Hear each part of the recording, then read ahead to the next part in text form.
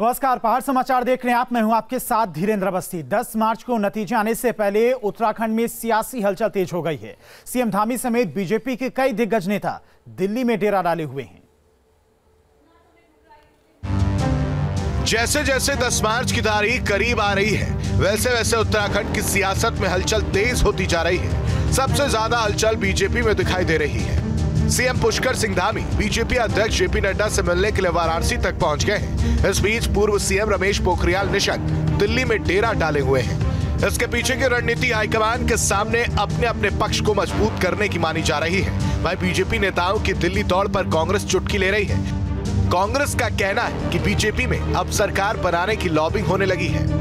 कि सच्चाई ये है कि भारतीय जनता पार्टी के जो शीर्ष नेतृत्व है वो भी समझ गए हैं कि जमीन खिसक चुकी है। उत्तराखंड में जमीन खिसक चुकी है, उत्तर प्रदेश में जमीन खिसक चुकी है और इसका आभास पूरी तरह हो चुका है। उन्हें बड़े नेताओं को बुला रहे होंगे कि भाई क्यों हुआ, कैसे हुआ, अपना स्थिति का आकलन कर रहे होंगे कि क्या हो सकता है। कांग्रेस जहां बीजेपी नेताओं पर लॉबिंग का आरोप लगा रही, तो बीजेपी कांग्रेस पर राजनीति करने का आरोप लगा रही है।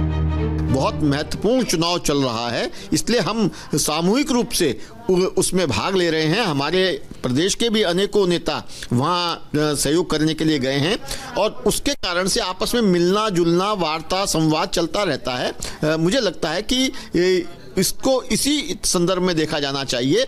भारतीय जनता पार्टी लगातार संवाद में रहती है और सक्रिय रहती है, ये सबने देखा है और अच्छी तरह से जाना भी है।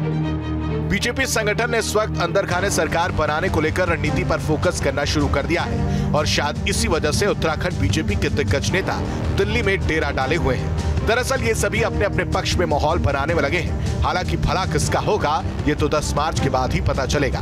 Team news state. देहरादून में उत्तराखंड कांग्रेस अध्यक्ष गणेश गोदियाल ने बताया कि पोस्टल बैलेट को लेकर पार्टी पूरी तरह से सतर्क है। बाकायदा काउंटिंग सेंटर में पार्टी कार्यकर्ता मजबूती के साथ में मौजूद हैं।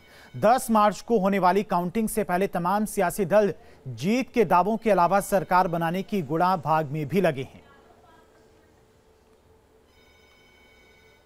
हमारे जो मतगणना स्थल में जाने वाले लोग हैं, जो पोस्टल बैलेट की टेबल पर बैठेंगे, उनको विशेष रूप से यहाँ से ये हिदायत जारी करेंगे कि उन पोस्टल बैलेटों को कैसे जांचा जाए, जो कि तमाम आपने देखा होगा कि कितनी शंकाएं बाज़ार में तैर रही हैं, कोई वीडियो बाज़ार में तैर रहे हैं।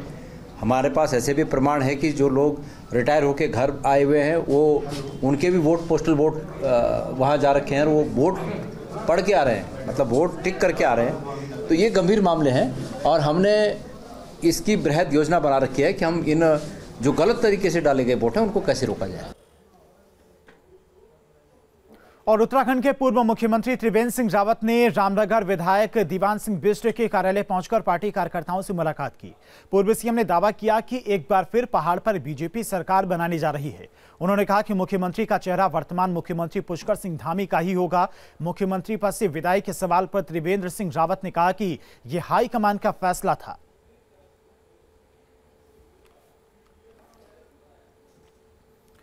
चलिए आगे बढ़ते हैं। उत्तराखंड में 80 डॉक्टरों की तैनाती की जाएगी, जबकि 200 से ज्यादा डॉक्टरों की तैनाती जल्द ही राज्य के दूसरे अस्पतालों में की जाएगी। स्वास्थ्य महानिदेशक तृप्ति बहुगुणा ने बताया है कि निर्वाचन आयोग की अनुमति मिलने के बाद पहाड़ और मैदान में डॉक्टर मोर्चा संभालेंगे। और बता दें कि पहाड़ पर डॉक्टरों की कमी की शिकायत शुरू से ही आ रही है, जिसकी वजह से मरीजों को परेशानी का सामना करना पड़ता है।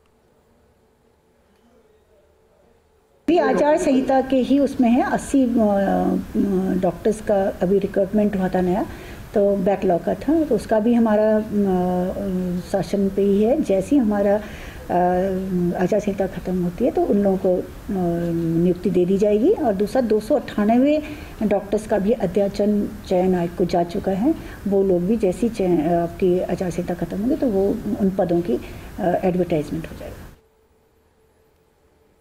और श्रीनगर रोडवेज बस अड्डे में चल रहे निर्माण कार्य के चलते बस डिपो को शिफ्ट कर दिया गया है। अब रोडवेज की बसों का संचालन श्रीनगर एनआईटी के पास भक्तियाना से किया जा रहा है और 1 साल तक रोडवेज बस डिपो यहीं से संचालित होगा। सिर्फ देहरादून सेवा की बस ही ऋषिकेश श्रीनगर अड्डे से संचालित की जा रही हैं। दरअसल श्रीनगर पुराने बस डिपो में बहुउद्देशीय पार्किंग का काम चल रहा है, जिसके चलते यहां पर रोडवेज की बसें नहीं आ सकती हैं। अब भक्तियाना से रोडवेज डिपो को संचालित किया जा रहा है।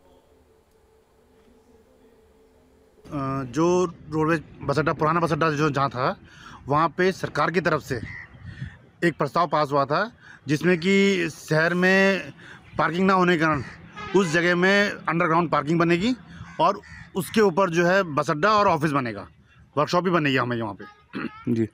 तो इस कारण से आप भक्तियाना, हाँ, इस कारण जो है यहाँ पे भी रोडवेज की जगह है ये, और यहाँ पे फिलहाल आहिस्ता बस अड्डा बना है। तो पहले वहाँ से जो बसें चलती थी, बस में किसी प्रकार से कटौती नहीं हुई है, जो सेवाएं चल रही थी वही चल रही हैं।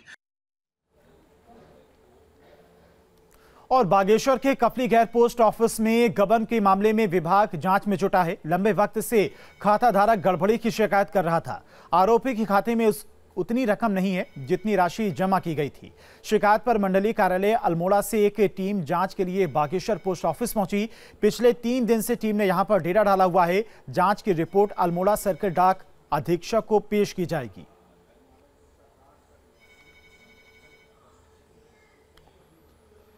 रामनगर के सेमल चौड़ में अवैध खनन के विरोध में खनन कारोबारी और ग्रामीण उतर आए हैं। इनका आरोप है कि खेतों में समतलीकरण के नाम पर अवैध खनन की अनुमति दी गई है, जिस पर तत्काल रोक लगनी चाहिए। लोगों के मुताबिक अवैध खनन की वजह से 100 फीट से भी ज्यादा गहरे गड्ढे बन गए हैं। खनन कारोबारियों ने जहां विरोध में दावका नदी के खनिज निकासी गेट को अनिश्चित काल के लिए बंद कर दिया है, वहीं ग्रामीणों ने मांग नहीं माने जाने पर उग्र आंदोलन की चेतावनी दी है। किस प्रकार से समतलीकरण के नाम पे 80-80, 100-100 फीट जो है यहाँ पे गड्ढे कर दिए गए हैं, जिससे हमारे क्षेत्र की सारी कृषि भूमि जो है, आप देखिए कि आज ये बिल्कुल चंबल की भीड़ों की तरह हमारी जो है भूमि हो चुकी है। और इसी से जुड़ा हुआ रोजगार हम लोगों का जो रजिस्टर्ड हम लोग निगम के ट्रांसपोर्टर हैं दावका नदी के, उनका जो है क्रेशर स्वामियों यारा यह कहकर कि आपकी जो है निगम की रॉयल्टी बहुत महंगी है, इसको लेकर हमारा माल नहीं लिया जा रहा है। और नैनीताल के मल्लीताल स्थित गोपाला सदन में एक युवक की लाश मिलने से सनसनी फैल गई। युवक की गोली लगने से मौत हुई है। सूचना के बाद मौके पर पहुंची पुलिस ने शव को कब्जे में लिया। वहीं पुलिस मृतक के मोबाइल से चैट हिस्ट्री निकालकर जांच में जुट गई है। पुलिस ने प्रेम प्रसंग का मामला बताया है। मर्डर हो सकता है, इसमें सारी संभावनाओं को खुला करके पुलिस इसमें अभी जांच कर रही है। फॉरेंसिक की टीम बनाई गई है। ये सौरभ पांडे इनका नाम है और ये में जो मैडम है इनको 4 साल से जानता था और इनकी आपस में चैटिंग होती थी। उनका कहना है कि ये इसको 1.5 साल से परेशान कर रहा था, उनके द्वारा ब्लॉक कर दिया गया था। फॉरेंसिक टीम और जो हमारे मोबाइल डाटा है इसको हम लोग रिकवर करके आगे की जाँच कर रहे हैं। और काशीपुर में एक दुकान में आग ने जमकर तांडव मचाया। मामला मोहल्लागंज का है, जहां पर संदिग्ध हालत में कपड़े के शोरूम में आग लग गई, जिसमें लाखों का सामान जलकर खाक हो गया है। आनंद फानन में सूचना पर पहुंची दमकल की गाड़ियों ने आग पर काबू पाया और बताया जा रहा है कि शोरूम का मैनेजर घर चला गया था। कुछ देर बाद दुकान में धुआं उठता देख लोगों ने सूचना दी। जब तक लोग समझ पाते तब तक आग ने विकराल रूप धारण कर लिया था।